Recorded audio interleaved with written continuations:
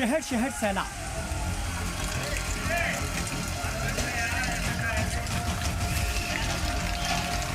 पहले तेज बारिश और फिर सैलाब ने बढ़ाई मुसीबत।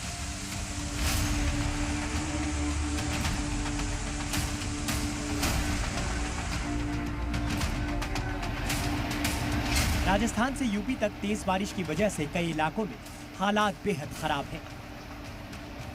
नदियां उफान पर हैं, सड़कों पर सैलाब है। सैलाब बारिश ने लोगों की जिंदगी दरहम बरहम कर दी है। सड़कों पर सैलाब की तस्वीरें राजस्थान के करौली की है। यहाँ जोरदार बारिश के बाद हालात बेहद खराब हैं। हिंडौन इलाके की तस्वीरें देखिए।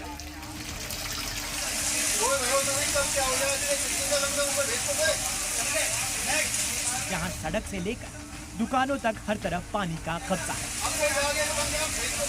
यहाँ जोरदार बारिश के बाद निचले इलाके में पानी भर गया है।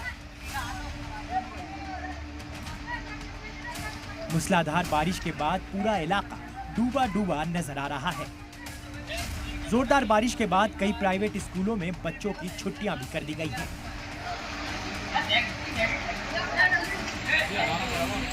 वहीं बीकानेर में भारी बारिश लोगों के लिए आफत बनकर आई। यहां जोरदार बारिश के बाद निचले इलाके में पानी भर गया है। हाजूवाला इलाके में लोगों के घरों तक बारिश का पानी पहुंच गया। सैलाब ने यहां लोगों को घरों में बंधक बना लिया। लोगों के घरों में घुटने तक पानी भरा हुआ है। लोगों के बेडरूम और किचन में भी पानी पहुंच गया। यहां दुकान से मकान तक हर ओर सैलाब का कब्जा है। पूरा इलाका डूबा डूबा नजर आ रहा है। अब जयपुर के चोमू इलाके की तस्वीर देखिए। यहां जोरदार बारिश की वजह से शहर के कई हिस्सों में पानी जमा हो गया। यहां सड़कों पर कई फीट पानी जमा हो गया। कई बाइक सवार सड़क पर ही फंस गए।